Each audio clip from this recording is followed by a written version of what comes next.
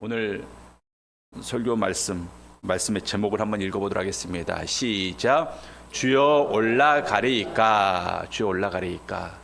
우리 윤호가 설교 제목 한번 읽어볼까? 시작. 아멘. 아까 성경 봉독하는데 윤호 목소리가 계속 들리더라고요.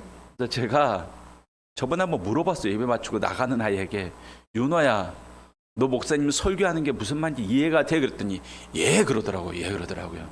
제 설교가 그렇게 쉬운 설교입니다, 여러분들. 자, 다윗이 사울과 요나단의 그 죽음의 소식을 접한 다음에 장례식까지 다 치르고 나서 굉장히 자기의 그 다음 행보를 결정짓는 중요한 시점에 와 있습니다. 그때 다윗이 어떤 모습을 보이는가, 이게 우리 성도들에게 있어서 굉장히 본이 되는 그런 모습입니다. 1절을 보니까 그 후에 다윗이 여호와께 여쭈어 아뢰되, 그 후에, 이것은 사울과 요나단의 그 죽음에 대해서 모든 슬픔의 의식을 다 치른 다음에, 그리고 나서 다윗이 무엇을 했는가? 쉽게 말해서 사울이 죽은 후에 다윗이 첫 번째 한 일이 무엇인가 하나님께 묻는 것입니다. 다윗이 여호와께 여쭈어 아뢰되 내가 유다 한 성읍으로 올라가리이까. 자, 여러분들 쉽게 생각을 해보세요. 다윗과 사울은 정적이에요. 사울이 아니었으면 다윗은 이미 왕이 되었을 겁니다. 그래서 사울이 죽었어요. 그럼 다윗이 해야 할 일이 뭡니까? 가서 이스라엘의 왕이 되는 거예요. 이것은 하나님도 알고 다윗도 알고 그리고 이스라엘 사람들도 다 알고 있는 내용입니다. 그러니 다윗은 지금 이스라엘의 왕궁이 있는 기브아로 가서 그 왕궁에 들어가서 내가 왕이다! 그걸 선포하면 되는 거예요. 근데 다윗이 하나님께 묻고 있습니다. 내가 유다 한 성읍으로 올라가리이까. 왜 기브아가 아니라, 궁궐에 있는 기브아가 아니라 유다의 한 성읍으로 가야 된다고 이렇게 묻는지, 이 다윗의 물음에는 네 가지 의미가 있어요. 네 가지 의미가. 첫째, 근본이 다르기 때문에 그렇습니다. 여러분들, 이스라엘의 초대왕 사울은 누가 원해서 세웠습니까? 백성들이 원해서 세운 거예요. 백성들이. 우리도 이방 나라들처럼 왕이 있었으면 좋겠다. 하나님이 이스라엘을 다스리고 있었는데 하나님이 우리 다스리는 거 싫다. 왕이 다스리기를 원한다. 그래서 그들이 하나님을 떠나서 왕을 세워달라고 요구했던 겁니다. 그래서 사울은 왕이 세운, 백성들이 세운 왕이에요. 근데 다윗은 누가 원해서 세운 왕일까요? 하나님이에요. 하나님이 원해서 세운 왕이 바로 다윗입니다. 그래서 다윗이 왕이 되는 것은 그저 쉽게 사울의 왕권을 이어받는 게 아니에요. 사울의 왕권을 이어받는 게 아니라 완전히 새롭게 시작하는 겁니다. 그래서 다윗이 사울의 궁궐에 있는 기브아로 가지 않고 그 베냐민 지파의 땅으로 가지 않고 바로 유다 지파의 땅으로 올라가려고 하나님께 묻고 있는 겁니다. 또 하나, 왜 하나님께 이렇게 유다 한 성읍으로 올라가리까 묻는 이유는 하나님의 뜻을 알았기 때문에 그래요. 질문의 내용을 보면 약간 의구심이 됩니다. 내가 유다 한 성읍으로 올라가리까. 제대로 된 기도라면 이렇게 물어봐야 돼요. 하나님, 제가 어디로 가리이까? 이렇게 물어봐야죠. 제가 어디로 가리이까? 그런데 유다라는 지역을 이미 다윗이 정해놓고 하나님께 물어보고 있습니다. 내 앞에 길이 세 개가 있어요. 그럼 제가 이 길을 선택함에 있어 하나님께 이렇게 물어봐야죠. 하나님, 제가 어느 길로 가야 맞습니까? 이렇게 물어봐야 하는데 제가 제 마음대로 어느 한 길을 정해놓고 하나님, 제가 이 길로 갈까요? 그렇게 물어보는 겁니다. 이것은 하나님께 온전히 맡기는 게 아니잖아요. 이미 내 뜻대로 정해놓고 하나님 허락해 주세요, 이거 아니겠습니까? 그러니까 마치 지금 다윗의 기도가 그런 뉘앙스를 취하고 있어요. 내가 유다 한 성읍으로 올라가리이까. 근데 이것은 그게 아니라 다윗이 하나님의 뜻을 너무나도 명확하게 정확하게 알고 있었다라는 것을 보여주는 겁니다. 사무엘상 22장 5절 말씀을 보겠습니다. 사무엘상 22장 5절 말씀. 자, 함께 봅니다. 시작. 선지자 갓이 다윗에게 이르되 너는 이 요새에 있지 말고 떠나 유다 땅으로 들어가라. 다윗이 떠나 헤레스풀에 이르니라. 자, 이미 하나님께서 선지자를 통해서 다윗에게 어디로 가야 될지를 알려줬습니다. 유다 땅으로 가라고 이미 말씀했어요. 근데 못 갔어요. 왜 못 갔을까요? 사울 때문에. 이 유다 지파 땅을 비롯해서 당시 온 이스라엘의 왕이 사울 아닙니까? 그래서 그곳에 가면 죽을 수가 있는 거예요. 그래서 하나님께서 유다 땅으로 가라 했는데 못 간 겁니다. 사울 때문에 못 갔어요. 근데 사울이 죽었잖아요. 죽었기 때문에 그래서 물어본 겁니다. 이제 내가 하나님께서 말씀하신 그 유다로 갈 때가 지금입니까? 이건 어떻게 보면 장소를 물어보는 게 아니라 시점을 물어보는 거예요. 내가 지금 이제 유대로 가리까 하고 물어보는 겁니다. 또 이 다윗의 질문은 하나님의 구원 계획을 알고 있었기 때문에 그렇습니다. 성경은 이스라엘을 구원하고 온 세상을 구원할 메시아가 유다 땅에서 날 것을 예언하고 있습니다. 창세기 49장 10절 말씀을 볼게요. 창세기 49장 10절 말씀 제가 봅니다. 규가 유다를 떠나지 아니하며 통치자의 지팡이가 그 발 사이에서 떠나지 아니하기를 실로가 오시기까지 이르리니 그에게 모든 백성이 복종하리로다. 자, 규가 유다를 떠나지 아니하며, 규가 뭡니까? 옛날 성경에는 홀이라고 표현되어 있어요. 규, 홀 같은 말입니다. 이 규라는 것은 왕이 가지고 있는 왕권을 상징하는 1m 내외 남짓의 지팡이를 말합니다. 사진 하나 보여주세요. 자, 저 보면 사진이 3개 있죠. 여러분들 보기에 한가운데 왕관이 있습니다. 왕관. 그리고 왼쪽에 뭐가 있습니까? 왕의 도장. 왕의 도장. 인주라 그러죠. 우리나라는 옥새. 그게 지금 저겁니다. 그리고 맨 앞에 뭐가 있습니까? 저게 바로 규예요. 규. 그래서 왕은 저 3가지를 가지고 있어야지 정통성 있는 그 왕권을 행사할 수가 있는 겁니다.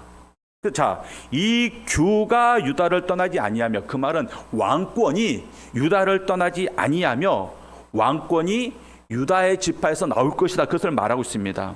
또 여러분들 실로가 오시기까지, 실로가 무슨 말인지 아세요? 이것은 어떤 사람이나 지역을 말하는 게 아니라 실로라는 것은 안식을 주는 자, 평화를 만드는 자, 곧 메시아를 말하는 겁니다. 그러니까 왕권과 메시아가 어디에 있을 것이다? 유다 땅에 있을 것이다. 유다 지파에게 있을 것이다. 이것을 말씀하고 있습니다. 그래서 다윗은 내가 왕이 되기 위해서 어디로 가야 된다는 걸 알고 있었어요. 아, 내가 왕이 되기 위해서는 바로 성경에 예언하고 있는 대로 유다 지파로 가야 되는구나. 그래서 유다의 한 성읍으로 올라가리까? 이렇게 물어보고 있는 겁니다. 우리 성도님들, 여러분들은 어디로 가야 됩니까? 어디로 가야 될까요? 여러분들은 하나님의 구원 계획이 있는 곳으로 가야 됩니다. 다윗이 하나님의 구원 계획이 있는 메시아가 태어날 유다 지파로 간 것처럼 여러분도 하나님의 구원 계획이 있는 곳으로 가야 돼요. 아직 구원을 얻지 못한 사람들은 내가 구원 얻을 수 있는 곳으로 가야 되고, 이미 구원 얻은 성도들은 내가 구원 얻은 자처럼, 성도처럼 살 수 있는 곳으로 가야 되고, 또 내가 구원을 받은 것처럼 그 누군가가 나로 말미암아 구원의 길을 얻을 수 있는, 그러니까 내가 누군가를 구원으로 이끌 수 있는 그곳으로 우리가 가야 되는 겁니다. 우리가 가야 될 길은요, 돈이 있는 곳이 아닙니다. 내가 편안하게 살 수 있는 곳이 아니라 바로 구원과 관계된, 하나님과 관계된 그 길을 가야 되는 거예요. 그래서 지금 다윗이 묻고 있는 겁니다. 내가 유다 성읍으로 가리까? 마지막으로 다윗의 이 질문은 하나님의 증거를 드러내고 있습니다. 다윗이 왕이 되려는 시점에서 하나님께 이 유다에 대해서 말했다라는 것은 바로 다윗이 하나님이 세운 왕이다라는 그러한 증거입니다.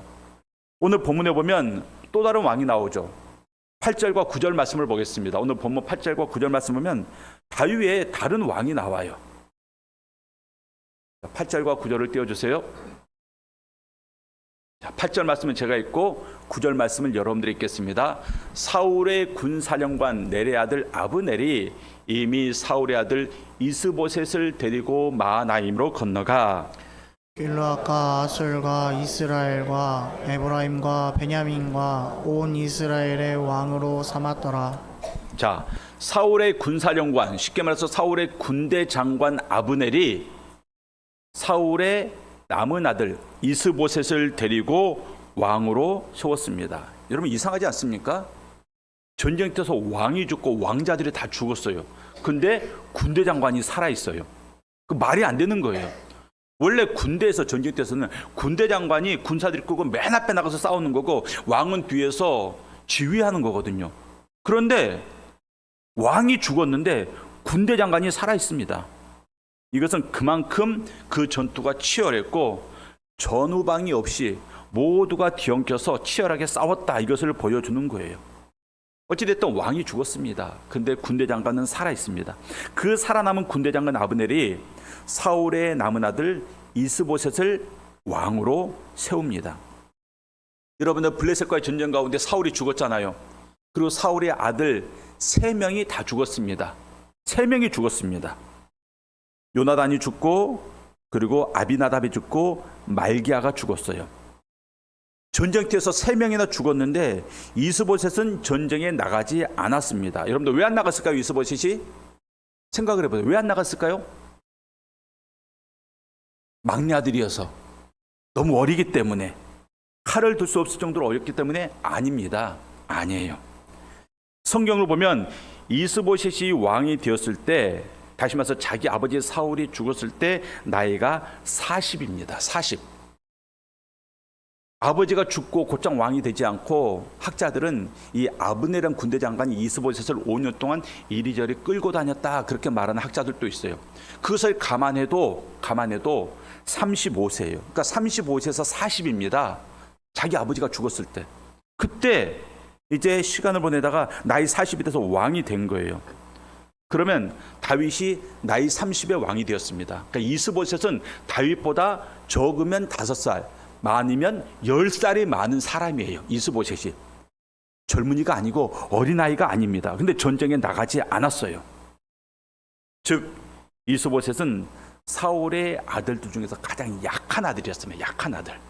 나이는 들었지만 가장 약한 아들이에요. 그래서 그 아들을, 왕자를 군대 장관이 이리저리 끌고 다니다가 때가 되면 왕으로 세운 거예요. 근데 중요한 것은 그 이스보셋이 왕이 되었을 때 하나님이 이스보셋을 왕으로 썼다는 이야기가 전혀 없습니다. 이것은 바로 이스보셋도 사람의 필요에 의해서 세워진 왕이라는 거예요. 군대 장관이 왕의 아들을 왕으로 세웠습니다. 그럼 실권이 누구에게 있습니까? 군대 장관에게 있는 거예요. 군대 장관에게 있는 거예요. 사실 자기가 왕이 돼도 되는데, 그러면 백성들에게 영모다, 반역이다, 그런 말 들을까 봐서 허수아비에 왕 세워놓고 자기가 뒤에서 다 주무른 겁니다. 결국 아브넬의 필요에 의해서, 사람의 필요에 의해서 이스보셋이 왕이 된 겁니다. 그런데 다윗은 하나님이 왕으로 세우신 증거가 있는 사람이에요. 이스보셋은 그 증거가 없는 왕, 다윗은 그 증거가 있는 왕. 그래서 다윗의 왕권은 예수 그리스도에까지 연결이 되면서 그 왕권은 영원토록 지속이 되지만, 이스보셋은 몇 년 왕노릇 했을까요? 딱 2년. 딱 2년 왕노릇 했어요. 그리고 나서 자기 신하들에 의해서 암살을 당하고 말았습니다. 그러니까 같은 왕이어도 같은 왕이 아닌 거예요. 세상의 시각으로 볼 땐 다 같은 왕이에요. 그런데 하나님의 시각으로 봤을 때, 영의 눈으로 봤을 때 다윗은 하나님의 증거가 있는 왕이었고 이스보셋은 하나님의 증거가 없는 왕이었다라는 겁니다. 그러니까 우리 인생에 있어서 내가 무엇이 되었느냐가 중요한 게 아니죠. 내가 목사가 되고 장로가 되고 안수비가 되고 권사가 되고 이게 중요한 게 아니에요. 내가 세상에서 사장이 되고 대표가 되고 뭐가 되고 그게 중요한 게 아닙니다. 너의 그 자리에 있어서 네가 그 증거를 가지고 있느냐, 하나님이 너를 그곳에 세웠다는 증거를 가지고 있느냐, 이게 중요한 겁니다. 이게 중요한 거예요. 우리 사랑하는 성도님들, 하나님이 여러분들을 구원했다는 증거가 여러분들에게 있습니까? 없습니까? 다시 묻습니다. 여러분들이 하나님의 사람이라는 증거를 여러분들이 가지고 있습니까? 또 묻겠습니다. 여러분들의 직분자들에게 묻습니다. 여러분들의 직분을 하나님께서 세웠다라는 증거가 있습니까? 여러분, 증거가 있어야 돼요. 그 증거는 어떤 문서나 어떤 기록이나 교회 요람에 있는 게 아니에요. 그 증거는 어디에 있습니까? 바로 예수 그리스도를 믿는 그 믿음 위에 그 증거가 있고, 또 성경에 그 증거가 있는 겁니다. 너무나도 정확한 증거가 있잖아요. 우리가 하나님의 사람이라는 증거. 하나님이 세상을 이처럼 사랑하사 독생자를 주셨으니 이는 그를 믿는 자마다 뭐하지 않고 멸망치 않고 무엇을 얻게 한다? 영생을 얻게 하려 하심이라. 여러분들 그 증거를 이미 알고 있잖아요. 이게 바로 여러분들이 하나님의 사람이라는 증거입니다. 또 우리의 직분을 하나님께서 우리에게 주셨다는 증거가 있어요.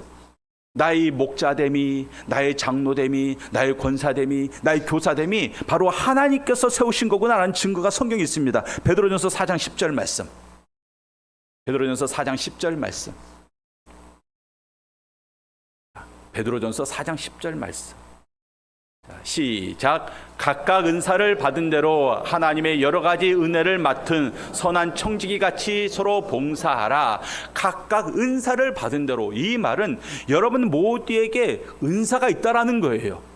그 은사를 따라서 하나님께서 여러분들을 일꾼으로 세웠다, 그것을 말하고 있습니다. 그러니까 여러분들이 성도됨에 있어서 그 증거를 성경이 말하고 있고, 또 여러분들이 직분자됨에 있어서 그 증거를 성경이 명확하게 우리에게 드러내고 있습니다. 그러니까 여러분들이 이 말씀, 요한복음 3장 16절 말씀과 베드로전서 4장 10절 말씀, 여러분들이 믿는 자는 그 증거를 가진 자예요. 그리고 그 증거를 가진 자들은 이스보셋처럼 2년 왕하다가 그만두는 게 아니라 다윗처럼 영원한 왕권, 영원한 영광을 누리게 될 것을 성경이 말하고 있는 겁니다. 우리 성도님들, 사람의 필요에서 따라 사는 것이 아니라 어떻게 살아야 된다고요? 말씀의 증거를 따라 살아가는, 그래서 하나님의 영광이 여러분들의 삶의 평생, 아니면 여러분들의 삶의 평생이라 여러분들의 가문 대대로 주님 오시는 그날까지 그 영광을 누리는 그러한 성도님들, 그러한 가문이 되시기를 주님의 이름으로 축원합니다. 다시 1절을 보겠습니다. 다시 1절을 봅니다. 다윗이 여호와께 여쭈아래되 내가 유다 한 성읍으로 올라가리이까. 그러자 하나님께서 대답하시죠. 여호와께서 이르시되 올라가라. 다윗이 또 묻습니다. 어디로 가리이까? 어디로 가리이까? 왜? 유다 땅에 성읍이 많았거든요. 강북구에 동이 많잖아요. 이것처럼 유다 땅에 성읍이 많았어요. 어느 성읍으로 가리이까? 그래서 하나님께서 헤브론으로 갈지니라 말씀하십니다. 헤브론은 예루살렘의 이 남서쪽 약 40km 지점에 위치한 오래된 성읍입니다. 이 헤브론의 뜻, 이름의 뜻은 연합, 친교, 이러한 뜻을 가지고 있어요. 연합, 친교. 모든 지명에는 뜻이 있죠. 여러분들, 이 교회가 있는 수유동의 뜻은 뭘까요? 수유동. 물이 맞아, 물이 넘쳐 흐르는 곳. 저는 물이 많이 흐르는 건지 알았더니 사냥자 물이 넘쳐 흐르는 것이 바로 수유동의 뜻이더라고요. 지형적 유래가 있습니다. 과거 이 지역에 수유천이 흘렀는데 비가 올 때마다 그 수유천이 넘쳐 흘렀기 때문에 그렇게 말한다라는 것도 있고, 또 설화적인 유래가 있더라고요. 조선시대 이야기로 들으세요. 한 효자가 있었는데 병든 어머니를 구하기 위해서 약수가 필요했대요. 그런데 그 효심이 하늘에 닿아서 이곳에서 약수가 흘러 넘쳤대요. 그래서 수유동이다, 그렇게 말하는 이야기도 있습니다. 그건 전설이고, 아무튼 수유동의 뜻은 물이 넘쳐 흐른다라는 그러한 뜻을 가지고 있습니다. 모든 지역에는 이름의 뜻이 있어요. 근데 하나님께서 지금 다윗에게 헤브론으로 가라 말씀하고 있습니다. 왜 헤브론일까? 우리가 알아야죠. 왜 헤브론일까? 전략적으로 헤브론은 유다 지파의 성읍이면서 유다 지파의 중심부에 위치하고 있고, 그래서 유다 지파를 중심으로 나중에 다윗이 왕이 되었을 때 정치적인 거점으로 삼기에 가장 좋은 지역이 헤브론이에요. 또 지형적으로 헤브론은 이 출애굽 시대에 아낙 자손이 거기서 살고 있었습니다. 그러니까 아낙 자손, 거인들이죠. 거인 자손들이 그곳에 요새를 이루고 살았습니다. 그러니까 산지가 성읍으로 둘러싸인 군사적인 요충지예요. 그것을 나중에 누가 점령합니까? 이 산지를 내게 주소서. 누구였습니까? 갈렙이 85세가 되었을 때 이 헤브론을 점령을 해요. 그래서 이게 이스라엘 땅이 된 겁니다. 그러니까 지형적으로 천연의 요새예요. 세 번째, 정치적으로 이 헤브론에는 바로 다윗에게 호의적인 유다의 장로들이 거주하고 있었습니다.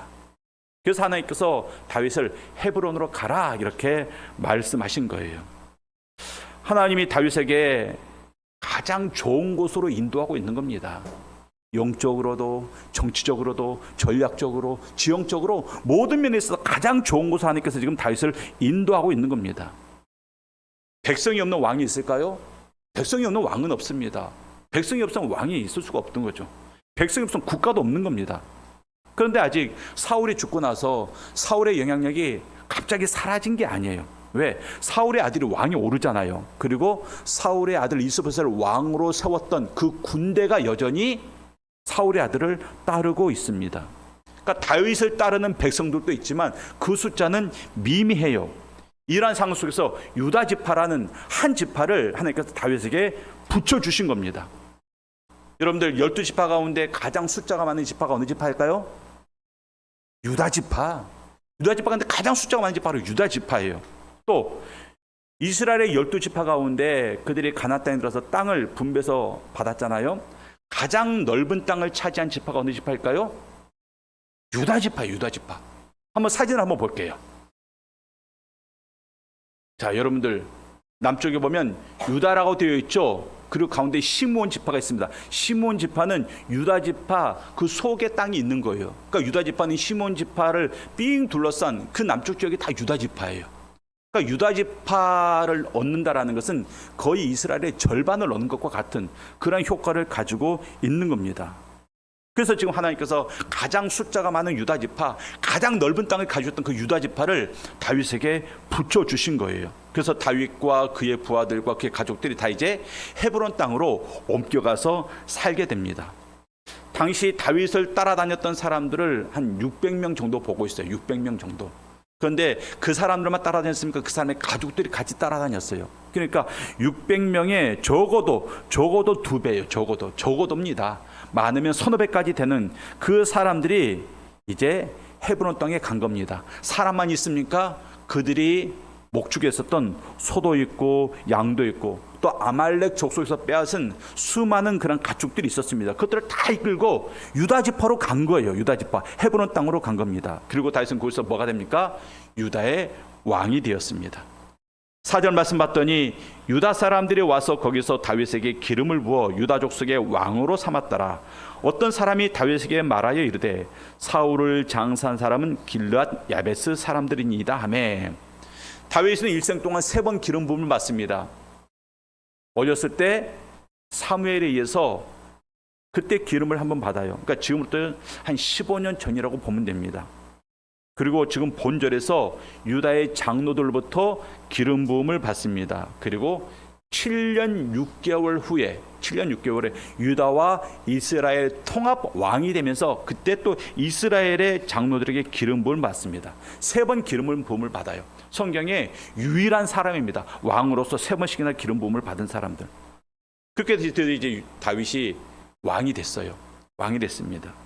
왕이 되고 나서 무엇을 하느냐? 그게 굉장히 상징적인 의미가 있습니다. 왕이 되고 나서 우리나라는 대통령이 되고 나서 가장 먼저 뭐 할까요? 역대 대통령들이 뭐 했을까요? 가장 그들이 신경을 많이 썼던 게 미국 순방이에요. 역대 대통령들이 그랬습니다. 꼭 대통령이 되고 나서 미국 순방, 미국 대통령 만나는 것을 가장 큰 정치적인 과제로 삼았습니다. 왜? 미국이라는 강대국에 도움이 있어야 되기 때문에. 그래서 대통령의 첫 번째 사역이 그거였어요. 미국 순방하는 것. 그런데 다윗은 왕이 되고 나서 무엇을 하느냐 봤더니 4절 말씀에 길르앗 야베스 사람들을 축복하고 있습니다. 길르앗 야베스 사람들이 뭐 했다고요? 사울의 장례를 치루었던 사람들입니다. 그래서 이 사울의 장례를 치루었던 야베스 길르앗 사람들에게 다윗이 축복을 하는데 먼저 하나님의 복을 빌어요. 5절에서 여호와께 복을 받을지어다. 그리고 두 번째로는 자기가 그들에게 은혜를 베풉니다. 첫째 하나님의 복을 빌고 두 번째 자기의 복을 빌고 6절 말씀을 보면 이런 말씀이 나와요. 너희가 이 일을 하였으니, 이 일은 바로 길르앗 야베스 사람들이 사울과 그의 아들들의 장례를 치러준 걸 말합니다. 너희가 이 일을 하였으니 이제 여호와께서 은혜와 진리로 너에게 베푸시기를 원하고, 하나님의 은혜와 진리가 너희에게 있기를 원하고 하나님의 복을 빌고 있죠. 두 번째, 나도 이 선한 일을 너희에게 갚으리니 하면서 나도 너희에게 은혜를 베풀 것이다, 그것을 약속하고 있습니다. 여러분, 장례만 잘 치러도요 복을 받습니다. 장례만 잘 치러도. 그러니까 예수 믿는 사람들은 장례를 잘 치러야 돼요. 왜? 그 장례를 치르는 모든 과정을 통해서 믿음이 드러나거든요. 믿음이 드러납니다. 제가 전에 한번 이야기했을 겁니다. 제 모교회 목사님이 장례를 치르게 되는데 그 가정이 장로님 가정이었어요. 제 기억으로 그 장로님이 연세가 가장 많았습니다. 연세가 가장 많은 장로님 가정에 장례가 났어요. 그래서 이제 그때는 어르신들이 이렇게 화장해서 이렇게 막 이렇게 그냥 납골당에 모시고 그러기보다는 그 장지까지 다 관을 모시고 가서 매장을 했었습니다. 근데 시골에 매장지가 있었던 거예요. 그래서 이제 버스에 그 군족 버스에 그 장례 버스에 시신을 딱 싣고 교회 사람들과 가족들과 다 같이 그 고향 땅까지 시골까지 내려갔습니다. 내려가서 이제 관을 운구해서 마을을 지나가려고 하는데 마을 사람들이 막는 거예요. 뭐 지금도 그런지 모르겠어요. 그 당시엔 그랬어요. 막는 거예요. 이런 식으로 해서 우리 마을 못 지나간다. 우리 마을에 애군이 닥칠 수 있다. 그러니까 우리 마을이 하는 식으로 그렇게 해서 이 마을을 지나가라. 그렇게 말한 겁니다. 그러니까 그렇게 관을 꾸미고 그 앞에서 상역군들이 하는 소리 있죠. 그거 하면서 이 마을을 지나가라. 그렇게 얘기를 한 거예요. 갑자기 장례식에 장애가 생긴 겁니다. 그래서 고민을 했어요. 논의를 하고. 근데 이제 목사님은 장례도 예배의식인데 그런 식으로 장례 치르는 건 아니다. 교회 장로는 그렇게 하는 거 아니다. 그냥 차라리 돌아서 가자.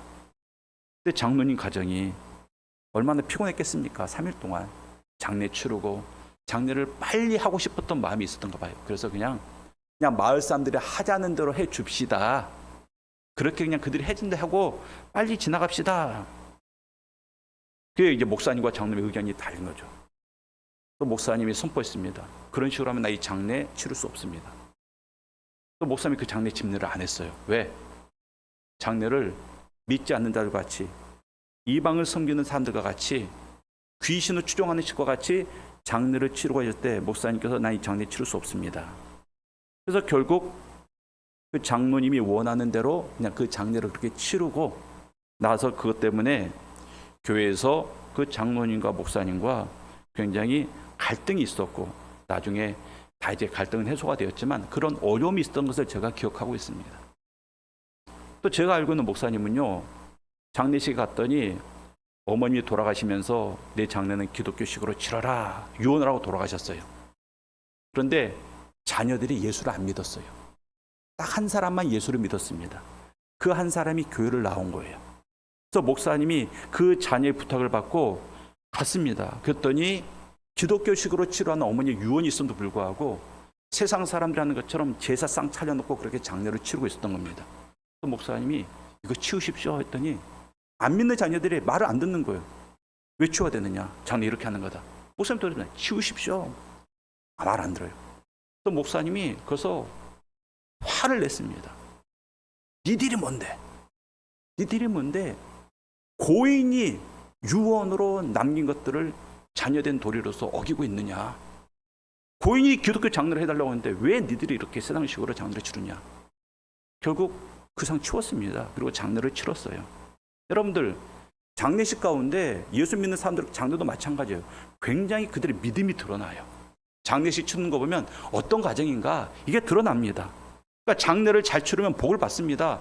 길레스 야베스, 이 야베스 길라 사람들이 장례를 잘 치렀어요. 그래서 지금 복을 받습니다. 복을 받고 있잖아요. 하나님의 복을 받아라. 그래서 그렇게 짓지 않고 나도 너에게 갚으리라. 여러분 하나님의 복은 어디서 옵니까? 누구를 통해서 온다고 제가 말했습니까?